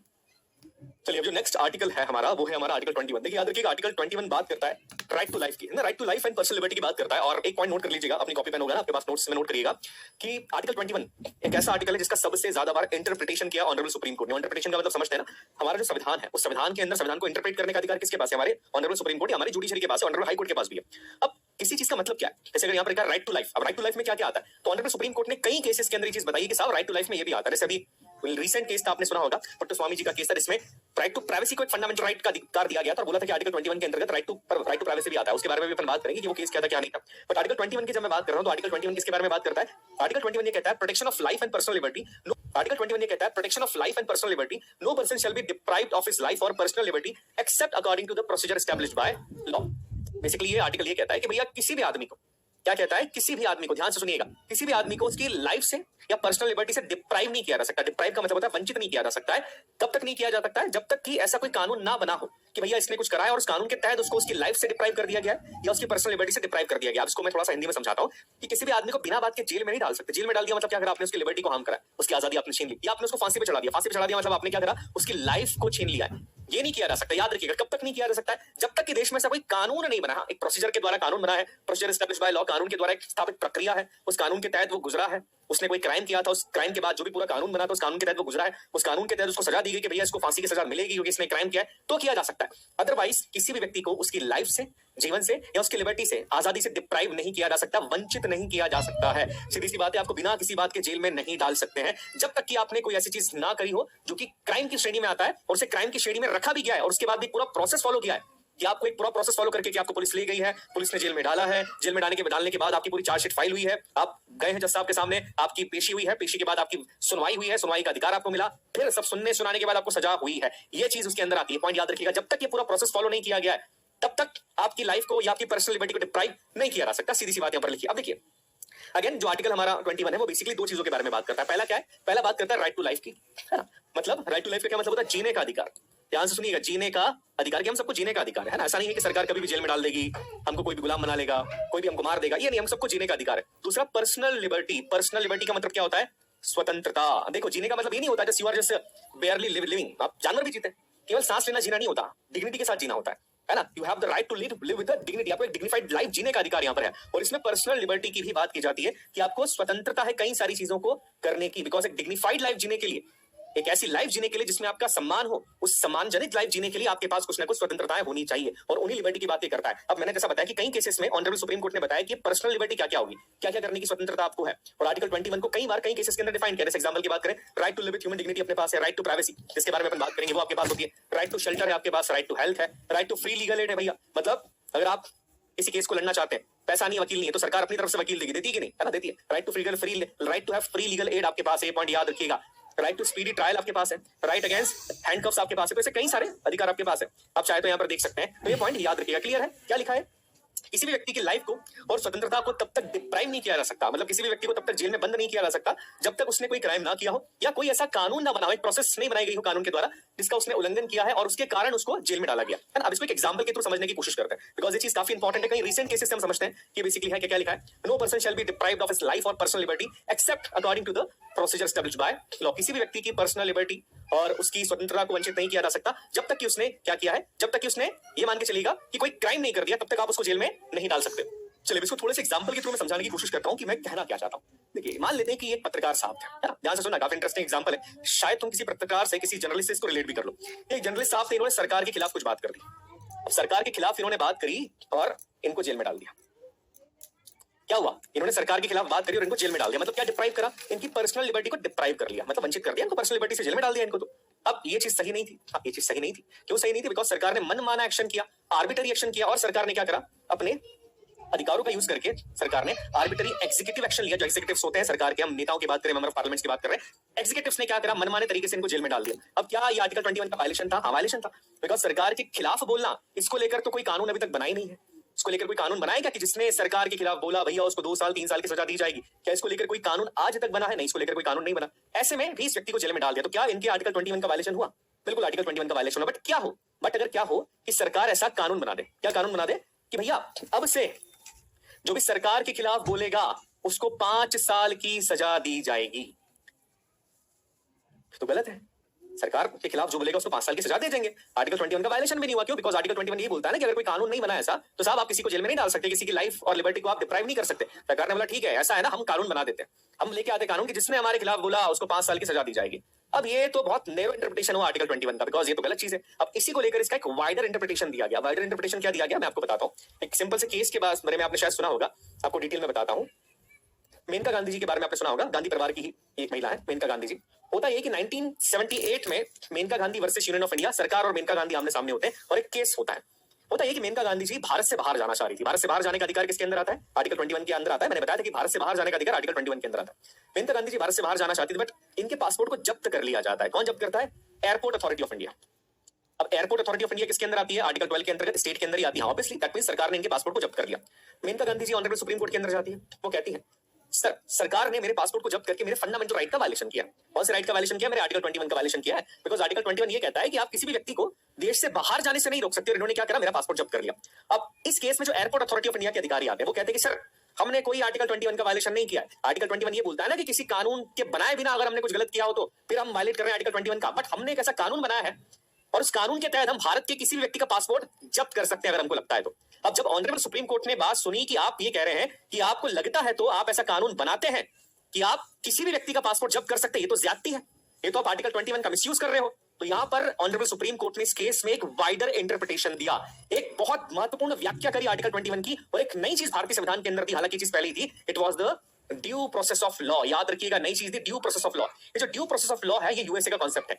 Due process of law ये कहता है, ध्यान से सुनिएगा, कि ठीक है आपने अगर कोई कानून बना के, है ना, पार्लियामेंट के थ्रू आपने लोकसभा से बिल पास करवा दिया, आपने राज्यसभा से बिल पास करवा दिया, प्रेसिडेंट ने सिग्नेचर कर दिया, वो कानून बन गया, एक्ट बन गया, आपने कोई कानून बना के किसी व्यक्ति की लाइफ एंड पर्सनल लिबर्टी को डिप्राइव कर लिया। जैसे मेनका गांधी जी का केस में उन्होंने बोला कि नहीं, हमारा कानून ऐसा कि साहब कानून के तहत हम इनके पासपोर्ट को जब्त कर रहे हैं, बट ऑनरेबल सुप्रीम कोर्ट ने कहा कि ये चलेगा नहीं। वो जो कानून है ना, वो कानून आपका जस्ट होना चाहिए, वैलिड होना चाहिए और रीजनेबल होना चाहिए। ऐसा नहीं कि तुम कुछ भी कानून बना दोगे और तुम किसी की लाइफ और पर्सनल लिबर्टी को डिप्राइव कर लोगे, ये तो मनमर्जी चल रही है, तो आर्बिट्ररी एक्शन चल रहा है। और इस केस के अंदर ये बोला, एक वाइडर एक्सप्रेशन दिया और यहां पर बात की गई किसकी, ड्यू प्रोसेस ऑफ लॉ की, कि जो कानून है वो सही होना चाहिए, वो जस्ट होना चाहिए, साथ ही साथ रीजनेबल होना चाहिए। ऐसा नहीं कि कुछ भी कानून आप बना सकते हैं। और आर्टिकल 21 की एक वाइडर एक्सप्लेनेशन किया गया था इस केस के अंदर। देखिए क्या है ड्यू प्रोसेस ऑफ लॉ, इसका है अमेरिकन एक्सप्रेशन है, याद रखिएगा। और जब अपन बात करते हैं ना प्रोसीजर एस्टैब्लिश बाय लॉ की, ये कौन सा एक्सप्रेशन है, याद रखना, ये जो प्रोसीजर एस्टैब्लिश बाय लॉ है, ये आपके यूके का एक्सप्रेशन है, मतलब यूनाइटेड किंगडम का एक्सप्रेशन है, ठीक है। तो ये छोटी छोटी बातें याद रखिएगा, आई होप क्लियर हो रहा होगा। और इसमें एक वाइडर एक्सप्रेशन यहाँ पर उन्होंने दिया कि मन से आप कुछ भी नहीं कर सकते हैं, ये पॉइंट याद रखिएगा। आपको due process of law follow करना पड़ेगा, क्लियर है। केवल प्रोसीजर एस्टैब्लिश बाय लॉ से काम नहीं चलेगा, ड्यू प्रोसेस ऑफ लॉ आपको फॉलो करना पड़ेगा कि आप जो भी चीज कर रहे हैं, जो भी कानून आप बना रहे हैं, जो भी सारी चीजें हो रही, देश शुड बी जस्ट, सही होनी चाहिए। वो कानून ऐसा नहीं कि फंडामेंटल राइट का तो वायलेशन कर रहा है, आपने बस मन माना आर्बिट्ररी एक्शन ले लिया। ये चीज अगर आपने करी तो ये चीज यहाँ पर बहुत ही गलत मानी जाएगी। ये पॉइंट याद रखिएगा कि ये लेजिस्लेटिव एक्शंस और एग्जीक्यूटिव एक्शंस, मतलब किसी एग्जीक्यूटिव ने डिप्राइव करा है या पूरे लेजिस्लेचर ने, पार्लियामेंट ने कानून बना के आपकी पर्सनल लिबर्टी को डिप्राइव करा है, दोनों को चैलेंज करता है क्या ड्यू प्रोसेस ऑफ लॉ, इसको फॉलो करना पड़ेगा। कोई भी कानून बना दे, प्रेसिडेंट बना दे, पीएम बना दे, हालांकि बना नहीं सकते अकेले पीएम, प्रेसिडेंट बना दे, है ना, इस केसेस के अंदर, तो भी वो सही नहीं माना जाएगा। Because what we are following, we follow the due process of law. ये पॉइंट याद रखिएगा। हमारे पास राइट टू लाइफ है, right to live with human dignity, याद रखिएगा, but we don't have the right to die. मरने का अधिकार हमारा संविधान हमको नहीं देता, हमारा संविधान जीने का अधिकार देता है, भरपूर जियो, आराम से जियो, कोई समस्या नहीं है। पर भारत का संविधान किसी भी व्यक्ति को मरने का अधिकार यहाँ पर नहीं देता है। ये पॉइंट आपको याद रखना है, बिकॉज ये चीज काफी इंपॉर्टेंट है। एक पॉइंट याद रखिएगा, आर्टिकल 14, आर्टिकल 19 और आर्टिकल 21, ये 2-3 आर्टिकल से, आर्टिकल 14, 19 और आर्टिकल 21, इन तीनों आर्टिकल्स को गोल्डन ट्रायंगल कहा जाता है। मेरा सवाल आपसे कि वाई, क्यों कहा जाता है, नेक्स्ट लेक्चर के अंदर मैं पूछूंगा क्यों कहा जाता है। आपको पता होना चाहिए कि क्यों कहा जाता है इसको गोल्डन ट्रायंगल, बिकॉज ये प्रश्न है ना, कई बार एग्जाम्स के अंदर भी पूछा गया, तो ये चीज आपको पता होनी चाहिए। चलिए एक छोटे से केस के बारे में बात कर लेते हैं। केस काफी इंपॉर्टेंट है, ये राइट टू प्राइवेसी को लेकर था। जैसे कि हमने बताया था, case Puttaswamy versus Union of India का केस था। देखिए केस कुछ इस तरीके का था कि 2009 के अंदर आधार कार्ड को लॉन्च किया गया और 2010 के अंदर आधार कार्ड की इंफॉर्मेशन लेने के लिए, आधार कार्ड बनाने के लिए UIDAI इस संस्था की स्थापना की गई। अब होता यह कि आधार कार्ड को हर जगह लिंक करना मैंडेटरी माना गया कि आपके आधार कार्ड को आपकी पासबुक से लिंक करना पड़ेगा, है ना, मैंडेटरी कर दिया गया। आपके आधार कार्ड को आपके मोबाइल नंबर से लिंक करना पड़ेगा, आपके आधार कार्ड को आपके बैंक अकाउंट से लिंक करना पड़ेगा। अब इस चीज को देखते हुए यहाँ पर ऑनरेबल हाई कोर्ट की एक रिटायर्ड जज, जिनका नाम था केस पुट्टस्वामी जी, देखिएगा इज द केस पुट्टस्वामी जी, इन्होंने सुप्रीम कोर्ट के अंदर याचिका दायर करी। अरे या मैं अगर सीधी बात करूं कि जुडिशरी के सामने याचिका दायर करी कि ये जो राइट चीजें की जा रही है कि भाई आधार कार्ड के जरिए हमारी सारी इंफॉर्मेशन सरकार के पास है, हमारा अकाउंट नंबर सरकार के पास है, हमारा फोन नंबर सरकार के पास है, सरकार ने मैंडेटरी कर दिया कि करना ही पड़ेगा, इससे हमारी राइट टू प्राइवेसी ब्रीच हो रही है। और राइट टू प्राइवेसी भी हमारा फंडामेंटल राइट है, तो ये तो ब्रीच हो रही है। तो क्या सरकार को यह अधिकार है कि हमारे आधार कार्ड के द्वारा ये जो हमारी राइट टू प्राइवेसी इसको वायलेट कर पाए? इसीलिए करना ये चाहिए कि आधार कार्ड से ये सारी इंफॉर्मेशन को हटाइए और जो राइट टू प्राइवेसी उसको कोई भी हमारी सरकार ब्रीच नहीं कर सकती है। और ये आर्टिकल 21 का जो ड्यू प्रोसेस ऑफ लॉ उसका वायलेशन करता है। अब 9 जजेस की बैच बैठी थी और इसमें जजमेंट ये आया कि नहीं, देखिए आप जो बात कर रहे हैं कि हाँ मैंडेटरी करा जा रहा है, ये चीजें की जा रही है, आधार एक्ट जो है आप बोल रहे हैं कॉन्स्टिट्यूशन है, आधार कार्ड बंद कर देना चाहिए, ये तो हम नहीं मानते, आधार तो कॉन्स्टिट्यूशनल है। बट हाँ आप जो चीज कह रहे हैं ना कि मोबाइल के साथ आधार को लिंक करना, बैंक अकाउंट के साथ आधार को लिंक करना, स्कूल एडमिशन के साथ आधार को लिंक करना, ये हम मैंडेटरी नहीं करते। आपकी बात तो बिल्कुल सही है, राइट टू प्राइवेसी आपके पास है और इससे प्रूफ करा ऑनरेबल सुप्रीम कोर्ट ने कि we have the right to privacy. पर ये भी नहीं बोला कि आधार का भैया वायलेशन कर रहा है, आधार अनकॉन्स्टिट्यूशनल, ये नहीं बोला। आधार कॉन्स्टिट्यूशनल है, बट ये जो मोबाइल लिंक करने की बात की जाती है, बैंक अकाउंट लिंक करने की बात की जा रही है, ये अनकॉन्स्टिट्यूशनल है और ये मैंडेटरी नहीं होगा। तो याद रखिएगा इस केस के अंदर ये राइट टू प्राइवेसी को डिफाइन किया गया था। काफी इंटरेस्टिंग केस था, क्लियर है। चलिए हम आते हैं एक छोटे से राइट की तरफ। आर्टिकल 21 है, काफी इंपॉर्टेंट है। आर्टिकल 21 बात करता है राइट टू एजुकेशन की। राइट टू एजुकेशन आप सब जानते हैं, शिक्षा का अधिकार। अब ये जो राइट है, राइट क्या है, राइट टू एजुकेशन, शिक्षा का अधिकार, ये बाद में हमारे संविधान में जोड़ा गया। होता यह है कि लंबे समय से राइट टू एजुकेशन की डिमांड चल रही थी कि भैया भारत के अंदर जो है बच्चों को शिक्षा का अधिकार होना चाहिए और इसको एक फंडामेंटल राइट बना, बिकॉज किसी भी कंट्री में एजुकेशन के बिना उस कंट्री को आगे बढ़ाना लगभग नामुमकिन है। तो सरकार ने यही किया कि हमारे संविधान के अंदर सरकार एक अमेंडमेंट करती है। अमेंडमेंट कौन सा होता है? 86th कॉन्स्टिट्यूशनल अमेंडमेंट एक्ट 2002 का, 86वां संवैधानिक संशोधन 2002 का। और इसके द्वारा सरकार की 6 से 14 साल तक के जो बच्चे हैं उनको सरकार को फ्री में कंपलसरी एलिमेंट्री एजुकेशन देना होगी। इस सरकार की जिम्मेदारी होगी कि भारत के अंदर जितने भी 6 से 14 साल के बच्चे हैं उनको सरकार फ्री में एजुकेशन दे। और ये बच्चे का फंडामेंटल राइट है कि वो एजुकेशन ले, मतलब बच्चे का फंडामेंटल राइट है कि वो एजुकेशन ले और सरकार को देना पड़ेगा। तो राइट टू एजुकेशन जोड़ दिया गया। याद रखिए ये कई बार एग्जामिनेशन के अंदर अमेंडमेंट पूछा जाता है, क्लियर है, ये कई बार अमेंडमेंट पूछा जाता है। और 1993 के अंदर ऑनरेबल सुप्रीम कोर्ट ने केस में कह भी दिया था कि राइट टू एजुकेशन जो है साहब वो एक फंडामेंटल राइट है और वो आर्टिकल 21 के अंतर्गत आता है, ऑलरेडी कह दिया था। बट हमने क्या करा, हमने इसको अलग से दर्जा दिया, एक नया आर्टिकल बनाया आर्टिकल 21 ने और अलग से दर्जा दिया। तो ये आपका आर्टिकल 21 था। याद रखिएगा, बात है काफी इंटरेस्टिंग आर्टिकल। आर्टिकल 22, आर्टिकल 22 काफी इंपॉर्टेंट है ना, याद रखिएगा आर्टिकल 22 काफी इंपॉर्टेंट है। अब एक चीज याद रखिए, इससे पहले मैं आपको बता दूं कि हमारे देश में जब नेशनल इमरजेंसी लगती है, नेशनल इमरजेंसी, पता है ना, राज्य आपातकाल की बात नहीं कर रहा हूं मैं राष्ट्रीय आपातकाल की बात कर रहा हूं, जो कि इस आर्टिकल के अंतर्गत आता है, आर्टिकल 352 के अंतर्गत आता है कि अगर हमारे देश में इमरजेंसी भी लग गई है, किसी दूसरी कंट्री से हमारा वॉर हो गया, कुछ समस्याएं आ गई है, तो भी आपके आर्टिकल 20 और आर्टिकल 21 ये दोनों आपके खत्म नहीं होते हैं। याद रखना, आर्टिकल 21 और आर्टिकल 20 ये दोनों फंडामेंटल राइट्स आपके पास इमरजेंसी के टाइम भी रहेंगे, बाकी फंडामेंटल राइट्स नहीं रहते, बट ये दोनों राइट्स आर्टिकल 20 और आर्टिकल 21 वाले ये आपके पास उस समय पर भी रहते हैं। याद रखिएगा, that is very very very important, because कई बार एग्जामिनेशन के अंदर ये चीज पूछी गई है। ठीक है, तो छोटी सी बात है, इसको याद रखिएगा, बिकॉज कई बार एग्जामिनेशन के अंदर ये चीज पूछी गई है, तो आपको पता होना चाहिए। चलिए अब आते हैं आर्टिकल 22 की तरफ। आर्टिकल 22 भी बड़ा इंटरेस्टिंग है, बात करता है protection against arrest and detention in certain cases. कुछ केसेस के अंदर आपको जो डिटेन किया जाता है या अरेस्ट किया जाता है, उस समय पर भी आपके कुछ अधिकार होते हैं, और उन्हीं अधिकारों की बात करता है कि अगर किसी व्यक्ति को अरेस्ट किया जा रहा है, तो बेसिकली अगर ये बात करें तो ये उन लोगों के अधिकारों की बात करता है जिनको डिटेन किया जा रहा है, जिनको अरेस्ट किया जा रहा है। हाँ, किसी को अरेस्ट किया है, कोई क्रिमिनल है, कोई भी व्यक्ति, उसके भी अधिकार है, और ये उन्हीं के अधिकारों की बात करता है आर्टिकल 20। तो देखिए आर्टिकल 22 क्या बात करता है, उससे पहले मैं आपको कुछ चीजें समझाना चाहता हूं, बिकॉज आर्टिकल 22 का जो पहला पार्ट है वो बात 22 का जो दूसरा पार्ट है वो बात करेगा आपका प्रिवेंटिव डिटेंशन के बारे में। अब सबसे पहले तो समझ में आना चाहिए कि प्रिवेंटिव डिटेंशन क्या होता है और प्यूनेटिव डिटेंशन क्या होता है। सबसे पहले बात करते हैं प्यूनेटिव डिटेंशन की। देखो प्यूनेटिव डिटेंशन क्या होता है, डिटेंशन तो पता है ना, किसी को जेल में डाल देना, किसी व्यक्ति को डिटेन कर लेना। अब प्यूनेटिव डिटेंशन का मतलब क्या होता है, प्यूनेटिव डिटेंशन का मतलब ये होता है, मान लीजिए किसी व्यक्ति ने कोई क्राइम किया है ना, क्राइम करने के बाद उस व्यक्ति को पुलिस पकड़ के लेगी, मान लो इसने क्राइम किया था भाई साहब ने, क्राइम करने के बाद इनको पुलिस पकड़ के लेगी, पुलिस पकड़ के इनको कहां पर लेगी, इनको कोर्ट में लेगी, कोर्ट में जज साहब ने इनको 5 साल की सजा सुनाई, और 5 साल की सजा जब सुनाई तो इस व्यक्ति को क्या कर लिया गया, डिटेन कर लिया गया। मतलब एक पूरा प्रोसेस फॉलो करा है, क्राइम किया है, क्राइम करने के बाद सजा सुनाई, पुलिस जेल ले गई है, ये आपका क्या होता है, ये आपका होता है प्यूनेटिव डिटेंशन। ठीक है, तो आर्टिकल 22 का पार्ट 1 प्यूनेटिव डिटेंशन की बात करता है। दूसरा जो पार्ट है वो बात करता है प्रिवेंटिव डिटेंशन की। प्रिवेंटिव डिटेंशन क्या होता है कि आपने कई बार मूवीज के अंदर देखा होगा कि किसी व्यक्ति को क्राइम करने से पहले ही पुलिस अरेस्ट करके डिटेन कर लेती है। तो चुनाव के टाइम पे देखा ना कि जितने भी गुंडे मवाली है सबको जेल में डाल दो, क्यों, ये गड़बड़ करेंगे, माहौल बिगाड़ेंगे, या कोई व्यक्ति है जिसके ऊपर शक है कि यार टेंशन क्या होता है कि आपने कई बार मूवीज के अंदर देखा होगा कि किसी व्यक्ति को क्राइम करने से पहले ही पुलिस अरेस्ट करके डिटेन कर लेती है। तो चुनाव के टाइम पे देखा ना कि जितने भी गुंडे मवाली है सबको जेल में डाल दो, क्यों, ये गड़बड़ करेंगे, माहौल बिगाड़ेंगे, या कोई व्यक्ति है जिसके ऊपर शक है कि यार ये बम बनाता है। अब वेट नहीं करेंगे कि जब वो बम बना के ब्लास्ट कर दे तब जाके उसको डिटेन करें, पहले ही डिटेन कर लेंगे। तो ऐसा डिटेंशन जिसमें किसी व्यक्ति को संदेह के आधार पे या किसी व्यक्ति को किसी क्राइम करने को या क्राइम करने से रोकने के लिए डिटेन किया जाता है, तभी तो इसका नाम क्या, प्रिवेंटिव, प्रिवेंट किया जाता है क्राइम करने से। इस तरह के डिटेंशन को कहा जाता है प्रिवेंटिव डिटेंशन। क्लियर है, तो जो आर्टिकल 22 है वो दोनों के बारे में बात करता है। इसका जो पहला पार्ट है वो बात करेगा प्यूनेटिव डिटेंशन के बारे में, दूसरा बात करेगा प्रिवेंटिव के बारे में, हम दोनों के बारे में बात करेंगे। देखिए सबसे पहले हम बात करते हैं इसके पार्ट 1 की, जो किसके बारे में बात करता है, बात करता है प्यूनेटिव डिटेंशन के बारे में। प्यूनेटिव मतलब क्राइम कर दिया है, क्राइम करने के बाद सजा हो गई है। अब देखिए जिसको प्यूनेटिवली डिटेन किया जा रहा है, जिसको प्यूनेटिवली डिटेन किया जा रहा है, जिसको अरेस्ट किया जा रहा है प्यूनेटिव डिटेंशन के तहत, उसके अधिकार क्या होते हैं। सबसे पहले अधिकार उसका ये होता है कि उसे किस चीज के लिए डिटेन किया जा रहा है, क्यों अरेस्ट किया जा रहा है, उसको जानने का अधिकार उसके पास है। किसी को अरेस्ट करने आते हैं तो बोलते हैं कि साहब अरेस्ट वारंट दिखाओ। अरेस्ट वारंट में क्या लिखा रहता है कि उसने क्या क्राइम किया है, किसके लिए उसको अरेस्ट किया जा रहा है। तो जिस भी व्यक्ति को डिटेन किया जा रहा है, जो डिटेनी है, उसका राइट है कि उसको इन्फॉर्म किया जाए कि भैया क्यों उसको अरेस्ट कर रहे हैं, ये पहला अधिकार उसका होता है। दूसरा, उसको यह अधिकार भी होता है कि अपने आप को डिफेंड करने के लिए, ध्यान से सुनिएगा, अपने आप को डिफेंड करने के लिए, काफी इंपॉर्टेंट चीज है, अपने आप को डिफेंड करने के लिए उसको लीगल प्रैक्टिशनर मतलब लॉयर को बुलाने का अधिकार है, लॉयर को चुनने का अधिकार है। होता है ना कई बार कि जेल में जाते लोग बोले नहीं मैं बात नहीं करूंगा आपसे, क्योंकि उसके पास चुप रहने का अधिकार भी है, अधिकार है, चुप रहने का अधिकार भी होता है व्यक्ति के पास, याद रखिएगा। बट वो ये कहता है कि मेरा वकील बात करेगा, मुझे एक कॉल करने दो, पुलिस को उसको कॉल करने देना पड़ेगा, वो अपने वकील को बोलेगा, क्योंकि ये उसका फंडामेंटल राइट है। याद रखिएगा, तो अपने आप को डिफेंड करने के लिए लीगल प्रैक्टिशनर को लाने का ये अधिकार भी उसका फंडामेंटल राइट है, ये पॉइंट याद रखिएगा। आगे बात करें जो तीसरे अधिकार की अगर हम बात करें, हमने 2 अधिकार देख ली, क्या है, पहला इस ग्राउंड पे अरेस्ट किया गया उसके बेस पे उसको इन्फॉर्म करना पड़ेगा, दूसरा कंसल्ट और डिफेंड करने के लिए लीगल प्रैक्टिशनर को वो कॉल कर सकता है, तीसरा अधिकार ये है कि 24 घंटे के अंदर जिस भी व्यक्ति को डिटेन किया गया है, ध्यान से सुनिएगा, जिस भी व्यक्ति को डिटेन किया गया है 24 घंटे के अंदर उसको मजिस्ट्रेट के सामने प्रेजेंट करना पड़ेगा। कितने घंटे के अंदर, 24 घंटे के अंदर, 24 घंटे के अंदर उसको मजिस्ट्रेट के सामने प्रेजेंट करना पड़ेगा कि भैया इसने ये क्राइम किया था, अब जज साहब उसको सजा देंगे। या तो इसमें ट्रैवल टाइम काउंट नहीं होता है ना, इसमें ट्रैवल टाइम काउंट नहीं होता है। क्लियर है, ट्रैवल टाइम काउंट नहीं होता है, not travel time, not journey time,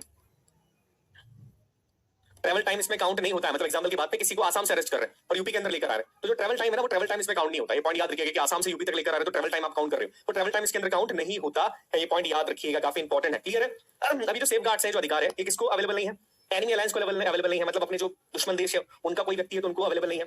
और जिस व्यक्ति को प्रिवेंटिव डिटेंशन के तहत अरेस्ट किया गया है उसको भी अधिकार नहीं है कि उसको बताएं कि भैया देखो अरेस्ट क्यों किया है, लीगल वो प्रैक्टिशनर रखे, उसको इन्फॉर्म करे, मजिस्ट्रेट के सामने प्रेजेंट करिए, उसके अधिकार नहीं है, ये केवल उस व्यक्ति के अधिकार है जिसको प्यूनेटिव डिटेंशन के आधार पर अरेस्ट किया गया है। क्लियर है, अब हम बात करते हैं आर्टिकल 22 के पार्ट 2 की। पार्ट 2 किसके बारे में बात करेगा, पार्ट 2 बात करता है प्रिवेंटिव डिटेंशन के आधार पर। देखो प्रिवेंटिव डिटेंशन क्या है, पहले मैं बता चुका हूं क्या होता है प्रिवेंटिव। किसी क्राइम को करने से रोकने के लिए जब किसी व्यक्ति को पहले अरेस्ट कर लिया जाता है, उसमें एक चीज ये होती है, याद रखिएगा कि ये चीजें जो है, ये जो प्रोटेक्शन दिया जा रहा है प्रिवेंटिव डिटेंशन के केस में, ये सबके पास है, सिटीजन के पास भी, नॉन सिटीजन के पास भी है। इसमें पहली चीज ये होती है कि 3 महीने से ज्यादा किसी को अरेस्ट करके नहीं रख सकते हैं बिना कारण के। कितने, 3 महीने से ज्यादा किसी को अरेस्ट करके नहीं रख सकते हैं बिना कारण के। हालांकि अमेंडमेंट हुआ था 44th अमेंडमेंट 1976 का, उसमें बोल दिया था कि नहीं 3 महीने को क्या कर दो 2 महीने कर दो, बट 2 महीने अभी तक हुआ नहीं, अभी भी 3 महीने चल रहा है। अमेंडमेंट हो गया पर अभी भी 3 महीने चल रहा है। 3 महीने तक बिना बताए किसी को अरेस्ट करके रख सकते हैं प्रिवेंटिव डिटेंशन के आधार पे, ये याद रखिएगा। और इसको एक्सटेंड भी कर सकते 3 महीने से ज्यादा, बट मन से नहीं कर सकते। 3 महीने से ज्यादा एक्सटेंड करना है तो जजेस का कंसल्टेंट यहाँ पर लेना पड़ेगा, हाई कोर्ट के जजेस का कंसल्टेंट लेना पड़ेगा। एक बोर्ड बनाया जाएगा, मेंबर्स बिठाए जाएंगे कि क्या किया जाए क्या नहीं किया जाए, और उस बेसिस पर, उस कंसल्टेंट के बेसिस के ऊपर यहाँ पर ये चीज करनी पड़ेगी। दूसरी चीज यहाँ पर है रीजन ऑफ डिटेंशन बता सकते हैं, जरूरी नहीं है कि नहीं बताएंगे। रीजन ऑफ डिटेंशन बता सकते हैं, बताना भी चाहिए, बता सकते हैं, बट जरूरी भी नहीं है। याद रखो, अगर बहुत नेशनल सिक्योरिटी का मामला है तो रीजन ऑफ डिटेंशन बताने की भी जरूरत नहीं, ये अधिकार भी हाँ जरूरत नहीं है। तो ये पॉइंट याद रखिएगा। ये आपका कौन सा आर्टिकल था? ये था आपका आर्टिकल 22। आई होप आर्टिकल 22 तक आपको सारी चीजें बहुत क्लियर हो गई होगी। चलिए आगे बात करते हैं आर्टिकल 23, 24 के बारे में। काफी आसान आर्टिकल है आर्टिकल 23 एंड 24। आर्टिकल 23, 24 किसके बारे में? राइट अगेंस्ट एक्सप्लॉइटेशन के बारे में, शोषण के विरुद्ध अधिकार के बारे में। सबसे पहले हम आर्टिकल 23 की बात करें। आर्टिकल 23 क्या कहता है? आर्टिकल 23 ये कहता है कि किसी भी व्यक्ति के साथ आप उससे फोर्स्ड लेबर नहीं करवा सकते। फोर्स्ड लेबर का मतलब क्या होता है कि बिना उसकी मर्जी से आप उससे काम नहीं करवा सकते। और ये प्रोहिबिट करता है ट्रैफिक ऑफ ह्यूमन बींग्स की भी, मतलब इंसानों की खरीद फरीद को भी ट्रैफिक करता है। या ट्रैफिकिंग आप समझते हैं कि लोगों को खरीदा जाता है, कि किसी भी व्यक्ति के साथ आप उससे फोर्स्ड लेबर नहीं करवा सकते। फोर्स्ड लेबर का मतलब क्या होता है कि बिना उसकी मर्जी से आप उससे काम नहीं करवा सकते। और ये प्रोहिबिट करता है ट्रैफिक ऑफ ह्यूमन बींग्स की भी, मतलब इंसानों की खरीद फरीद को भी ट्रैफिक करता है। या ट्रैफिकिंग आप समझते हैं कि लोगों को खरीदा जाता है, बेचा जाता है, महिलाओं को, बच्चियों को बेचा जाता है, प्रोस्टिट्यूशन जैसे गलत कामों के अंदर उनको धकेल दिया जाता है, उसको प्रोहिबिट करता है। कई बार इंसानों की खरीद फरोख्त जो है उनकी जान के लिए भी होती है, उनके अंगों के लिए भी होती है, कि किडनी निकाल के बेच दी, लीवर निकाल कर ले गए, आंखें निकाल के ले गए, ये भी नहीं किया जा सकता है। ये भी एक व्यक्ति का फंडामेंटल राइट है कि आप उसको गुलाम बना के नहीं रख सकते, उसको बेच नहीं सकते, और ना ही उससे कोई फोर्सफुली काम करवा सकता है। देखिए इसके अंदर कई सारी चीजें इंक्लूड है, जैसे selling and buying man and woman, ये नहीं किया जा सकता है कि महिलाओं, बच्चों और चिल्ड्रंस को बेचा जा रहा हो। प्रोस्टिट्यूशन के अंदर धकेला जाए किसी को, ये भी नहीं किया जा सकता है। देवदासी प्रथा जो पुराने समय में होती थी उसे भी इनलीगल जता दिया गया है। स्लेवरी भी नहीं करवाई जा सकती है, किसी से किसी को गुलाम बना के नहीं रखा जा सकता है। अपने बंधुआ मजदूरों के बारे में सुना होगा कि पीढ़ी दर पीढ़ी वो मजदूरों की तरह काम करते थे, गुलामों की तरह काम करते थे, बांध के उनको रखा जाता था, फोर्सफुली उनसे काम करवाया जाता था, ये नहीं करवाया जा सकता है। इसके आगे अगर हम बात करें protect against the state and private person, याद रखिएगा कि आर्टिकल 23 के तहत जो प्रोटेक्शन दिया जा रहा है वो स्टेट के अगेंस्ट भी दिया जाता है, कि सरकार भी ये नहीं कर सकती और कोई प्राइवेट पर्सन भी नहीं कर सकता। देखिए लिखा है एंड प्राइवेट पर्सन, कोई प्राइवेट पर्सन भी ये चीज नहीं कर सकता है। तो दोनों के खिलाफ ये अधिकार यहाँ पर दिया जाता है। ये पॉइंट याद रखिएगा, काफी काफी काफी ज्यादा इंपॉर्टेंट है ना। इसके बाद हम एक्सेप्शन की बात करें आर्टिकल 23 के, तो इसका एक सिंपल सा एक्सेप्शन इंपॉर्टेंट है ना। इसके बाद हम एक्सेप्शन की बात करें आर्टिकल 23 के, तो इसका एक सिंपल सा एक्सेप्शन है।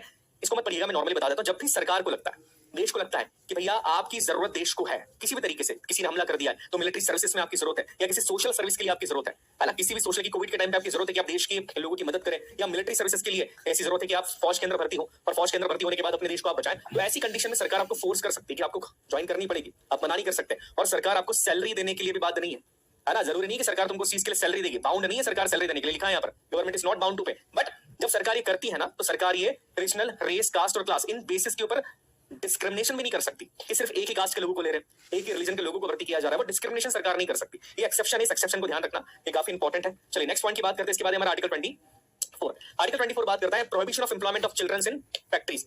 फैक्ट्रीज के अंदर चिल्ड्रन से काम नहीं करवाया जा सकता है। देखिए कौन सी फैक्ट्रीज के बारे में बात करता है? ये अधिकार ये कहता है कि जो 14 साल से छोटे बच्चे, कितने साल से? 14 साल से छोटे जो बच्चे, उनसे इस तरह की फैक्ट्रीज के अंदर काम नहीं करवाया जा सकता है जिन फैक्ट्रीज के अंदर काम करने से उनकी जान को खतरा है। किसको खतरा है? जान को खतरा, उनकी जान जा सकती है। जैसे केमिकल फैक्ट्री की बात करें, माइन की बात करें, या पटाखा इंडस्ट्री की बात करें, जहां पर उनकी जान को खतरा है, वहां काम नहीं किया जा सकता है। हाँ, नॉर्मल काम वो कर सकते हैं 14 साल से छोटे बच्चे। अपने कहीं देखा, कहीं बच्चे अपने घर चलाने के लिए, माता पिता की मदद करने के लिए छोटी छोटी शॉप्स पे काम करते हैं, उसमें समस्या नहीं। बट किसी भी हजार्डियस जॉब के अंदर आप उनको नहीं ले सकते। इसके लिए सरकार ने कई कानून भी बनाया है, जैसे द चाइल्ड लेबर एक्ट, यहाँ पर उसके बारे में बात करते हैं 1986 का, 2016 में अमेंडमेंट भी उसके अंदर किया गया है। तो ये कई सारी चीजें हैं जिसके बारे में आपको ध्यान रखना है। चलिए ये सारे पॉइंट्स हम लोगों ने कंप्लीट कर लिए। चलिए जो नेक्स्ट राइट है हमारा, ये हमारे धर्म से संबंधित अधिकार है। ये कौन से? Right to freedom of religion, article 25 से आर्टिकल 28 तक के सारे आर्टिकल्स आते हैं। देखिए रिलीजियस राइट्स जितने भी होते हैं ना, ये बहुत ज्यादा इंपॉर्टेंट नहीं होते, इनसे क्वेश्चंस कम ही पूछे जाते हैं और एक लिमिट के अंदर प्रश्न पूछे जाते हैं, तो उतना ही हम समझेंगे। बट मैं चाहता हूं कि हम थोड़ा सा डिटेल में समझे चीजों को, तो मैं थोड़ा सा डिटेल के अंदर आपको समझाऊंगा। आई होप आपको क्लियर हो जाएगा, बट बहुत डिटेल में मत जाना, बिकॉज क्या है ना कि जो प्रश्न का लेवल आता है, चाहे मैं यूपीएससी की बात करूं, चाहे सीडीएस की बात करूं, चाहे एनडीए की बात करूं, इससे पहले के जितने राइट्स हैं उनसे क्वेश्चन ज्यादा बनेंगे। रिलीजियस वालों को थोड़ा सा अवॉइड किया जाता है, समझ रहे हैं आप क्या रीजन है इसका, इसलिए इसको थोड़ा सा अवॉइड किया जाता है। बट कुछ राइट्स इसमें इंपॉर्टेंट, जैसे आर्टिकल 25 की हम बात करते हैं। ये बात करता है freedom of conscience and free profession, practice and propagation of religion. Article 25 हर व्यक्ति को यह आजादी देता है कि वो अपने कंसाइंस के हिसाब से, कंसाइंस मतलब क्या होता है? अपनी सोच के हिसाब से, अपनी क्षमता के हिसाब से, अपनी बुद्धि के हिसाब से, मतलब जो उसको करना है, वो उस धर्म को मान सकता है, उस धर्म को प्रोपगेट कर सकता है। प्रोपगेट का मतलब क्या होता है? फैला सकता है, प्रचार कर सकता है धर्म का, और उस धर्म की प्रैक्टिस भी कर सकता है, उस धर्म के फेस्टिवल्स को मना सकता है, उस धर्म के कल्चर को फॉलो कर सकता है। सरकार उसके बीच में किसी भी तरीके का ऑब्लिगेशन नहीं डालेगी, सरकार किसी भी व्यक्ति को बाध्य नहीं करेगी कि आपको यही धर्म को मानना है। पर इसमें कुछ चीजें हैं, देखो याद रखो क्या लिखा है यहाँ पर, freedom of profession, right to profession तुम्हारे पास है कि आप किसी भी धर्म को मान सकते हो, कोई दिक्कत नहीं, आप उसको मानो, उसको फॉलो करो, कोई समस्या नहीं है। फ्रीडम टू प्रोपिगेट भी आपके पास, राइट टू प्रोपिगेट भी, कि आप अपने धर्म का प्रचार प्रसार कर सकते हो। बट एक पॉइंट याद रखना, प्रचार प्रसार करना और फोर्सफुली अपने धर्म को किसी पे थोपना, ये बहुत अलग चीज होती है।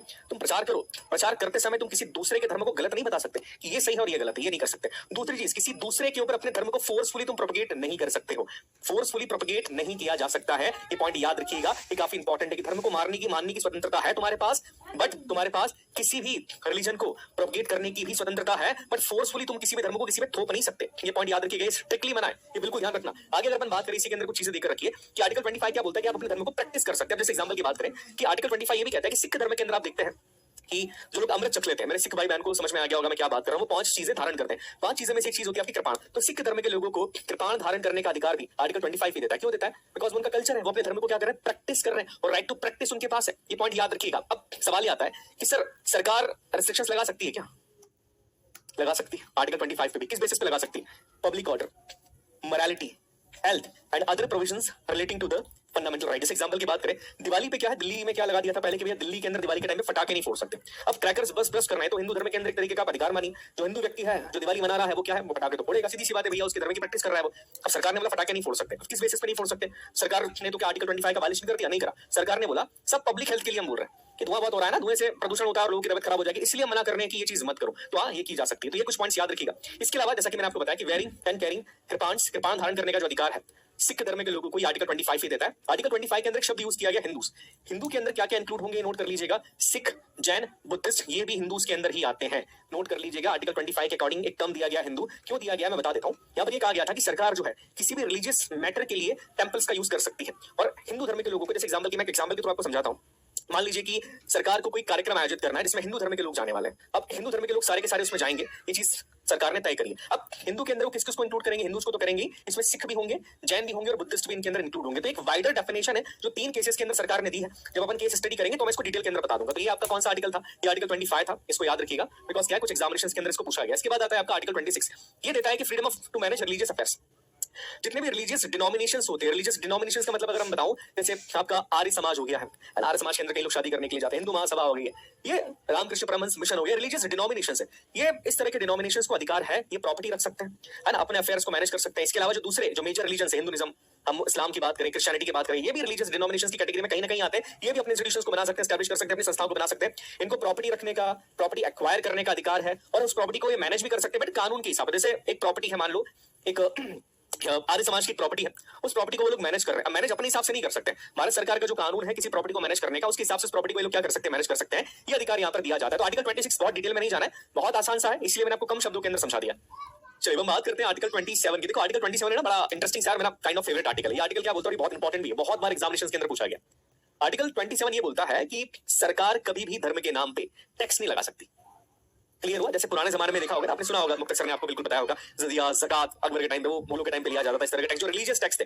ये आर्टिकल ये कहता है कि सरकार किसी भी तरह का टैक्स किसी व्यक्ति से नहीं ले सकती है, धर्म के नाम पर नहीं ले सकती सरकार। इसमें दूसरी चीज भी है कि सरकार किसी भी एक धर्म के प्रमोशन के लिए, याद रखिएगा, किसी एक धर्म के प्रमोशन के लिए सरकार टैक्स का पैसा खर्चा भी नहीं कर सकती है। ऑब्वियसली सरकार किसी धर्म के प्रचार के लिए पैसा खर्चा कर रही है, तो वो पैसा किसका है, आपका और मेरा टैक्स का पैसा। तो सरकार किसी एक धर्म के प्रचार के लिए टैक्स का पैसा नहीं खर्च कर सकती है। अगर सरकार कर रही है ना, तो सरकार को सारे धर्मों का प्रचार करना पड़ेगा। मतलब किसी भी धर्म के ऊपर खर्चा कर रही है तो सारे धर्मों के ऊपर खर्चा करना पड़ेगा, सारे धर्मों को प्रमोट करना पड़ेगा। एक धर्म के लिए सरकार पैसा खर्चा नहीं कर सकती है। इसमें एक और चीज आती है कि देखो सरकार टैक्स नहीं ले सकती, बट सरकार फीस ले सकती है। कई जगह पर देखा है आपने कि कोई रिलीजियस प्लेस है, वहां पर जाने के लिए आपसे फीस ली जाती है। जब आपको मान लो केदारनाथ जी जाना है, या आपको किसी दूसरी जगह जाना है, मानसरोवर सरोवर जी जाना है, सरकार कुछ फीस लेती है ना, जाने की फीस, परमिट का पैसा, वो सरकार ले सकती है, बाकी टैक्स नहीं ले सकती है। तो ये पॉइंट याद रखिएगा, ये आर्टिकल 27 है।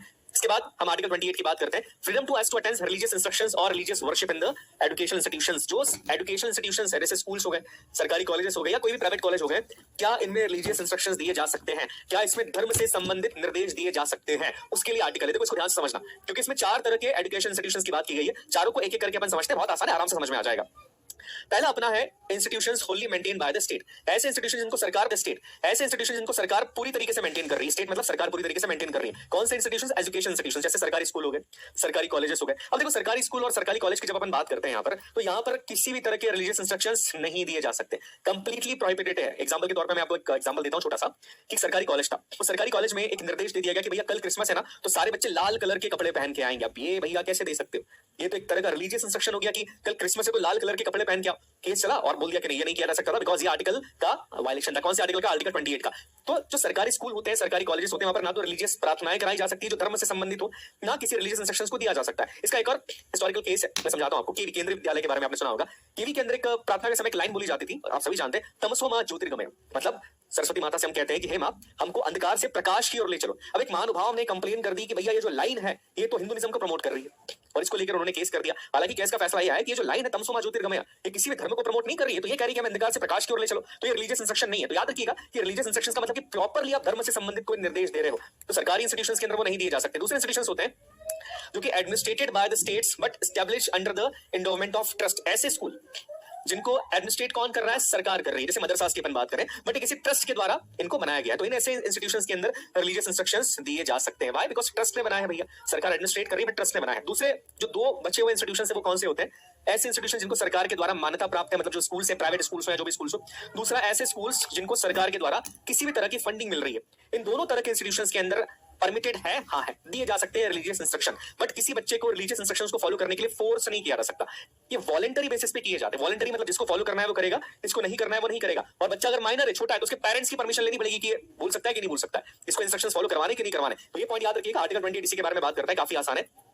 इसके बाद हमारे दो आर्टिकल्स और बचे, ये हमारे कल्चरल एंड एजुकेशनल राइट्स, जो आर्टिकल 29 और 30 के अंदर आते हैं। याद रखिएगा, बहुत आसान है। आर्टिकल 29 क्या बोलता है? आर्टिकल 29 बात करता है protection of interest of minority. Article 29 बात करता है protection of interest of minorities की, अल्पसंख्यकों के इंटरेस्ट और उनके प्रोटेक्शन की बात करता है। माइनॉरिटीज को संविधान में कहीं भी डिफाइन नहीं किया गया कि अल्पसंख्यक कौन है। हालांकि हमारे देश में जो माइनॉरिटीज है वो लैंग्वेज के बेसिस पे, ठीक है, रिलीजन के बेसिस पे और पॉपुलेशन के बेसिस पर भी डिफाइन की गई है कई सारे केसेस के अंदर, कई सारे एक्ट के अंदर। जैसे एग्जांपल की बात करें लैंग्वेज के बेसिस पे, कैसे? मान लो पंजाब है, पंजाब में सारे पंजाबी बोलने वाले, अब उसमें कुछ परिवार गुजरात के जो गुजराती बोलते हैं, वो पंजाब में माइनॉरिटी भाषा के आधार पे। रिलीजन के बेसिस पे कैसे? किसी राज्य में किसी पर्टिकुलर रिलीजन के धर्मों की संख्या, लोगों की संख्या 90% है, बाकी धर्मों के लोगों की संख्या 10% है, तो वो धर्म के आधार पर माइनॉरिटी हो गए। पॉपुलेशन के आधार पर कैसे? कि किसी एरिया के अंदर कुछ ऐसे धर्म को मानने वाले लोगों की पॉपुलेशन ज्यादा है, तो वो भी माइनॉरिटी के अंदर ही आते हैं। तो कई केसेस के अंदर ये चीज यहाँ पर की गई है। अब यहाँ पर अधिकार है कि जो माइनॉरिटीज है, जो भाषा के आधार पर माइनॉरिटीज है, जो धर्म के आधार पर माइनॉरिटीज है, उनकी अगर अलग से कोई लैंग्वेज है, कोई स्क्रिप्ट है, उनका कोई कल्चर है, तो उनको उसको प्रोटेक्ट करने का अधिकार है। एग्जांपल के तौर पर आपने देखा होगा कि आप किसी भी राज्य में रहते हैं, कुछ राज्य के अंदर अगर कोई भाषा के आधार पे माइनॉरिटी है, मतलब मान लीजिए कि हम पंजाब की बात करें, पंजाब में गुजराती लोग एक तरीके से माइनॉरिटी है। अब क्या होता है कि जो गुजराती लोग जो गुजराती भाषा बोलते हैं, वो गुजराती भाषा के अंदर अपने पत्रों को प्रकाशित कर सकते हैं, न्यूज़पेपर को पब्लिश कर सकते हैं, मैगजीन्स पब्लिश कर सकते हैं, फेस्टिवल्स बना सकते हैं, सरकार रोकेगी नहीं। अपने धर्म, अपने लैंग्वेज को, अपनी स्क्रिप्ट को, अपने कल्चर को प्रोटेक्ट करके रख सकते हैं। आर्टिकल 29 उनको अधिकार देता है। और आर्टिकल 29 ये भी कहता है कि किसी भी सिटीजन को, ध्यान से सुनिएगा, किसी भी सिटीजन को केवल धर्म, जाति, कास्ट, लैंग्वेज और किसी भी इन ग्राउंड में से किसी भी ग्राउंड पर किसी भी एजुकेशन इंस्टीट्यूशन में एडमिशन देने से मना नहीं किया जा सकता कि भैया तुम धर्म के, इस धर्म के हो तो तुमको हम इस स्कूल में परमिशन नहीं देंगे, एडमिशन नहीं देंगे, या तुम इस जाति के हो इसलिए हम तुमको एडमिशन नहीं देंगे, ये नहीं किया जा सकता है। कौन से स्कूल? जो कि स्टेट के द्वारा मेंटेन कर रहे हैं या फिर उनको किसी भी तरीके का फंड सरकार के द्वारा मिल रहा है। ये पॉइंट याद रखिएगा, काफी इंपॉर्टेंट है। इसके बाद आता है हमारा आर्टिकल 30। आर्टिकल 30 क्या कहता है? जो माइनॉरिटीज है, हमने देखा माइनॉरिटीज भाषा के आधार पर भी थी, धर्म के आधार पर भी थी।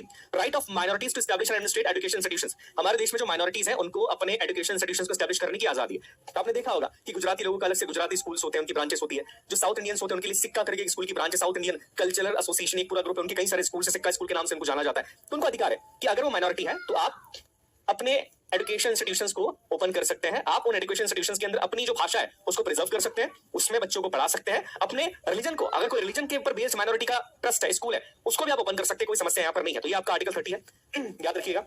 ये सारी चीजें यहाँ पर हमने कर लिया। अब इसके अलावा कुछ और पॉइंट्स यहाँ पर हैं, देख लेते हैं। Rights outside part 3। पार्ट 3 के अलावा भी कुछ अधिकार हमको यहाँ पर दिए गए हैं। पार्ट 3 में आपके फंडामेंटल राइट्स आते हैं, पर फंडामेंटल राइट्स के अलावा भी संविधान में हमको और भी अधिकार देके रखे, जिनको अपने कॉन्स्टिट्यूशनल राइट्स के नाम से हम लोग जानते हैं। जैसे आर्टिकल 256 आपको अधिकार देता है कि no tax shall be levied और collected expect by the authority of law, की सरकार बिना किसी कानून बनाए आपसे कोई टैक्स नहीं ले सकती। मतलब सरकार कल से ये नहीं बोल सकती कि भैया अब आपसे एक नया टैक्स लिया जा रहा, नहीं। कोई भी नया टैक्स अगर लेना है तो सबसे पहले सरकार को उस टैक्स को लेने के लिए कानून बनाना पड़ेगा। ये पॉइंट याद रखिएगा।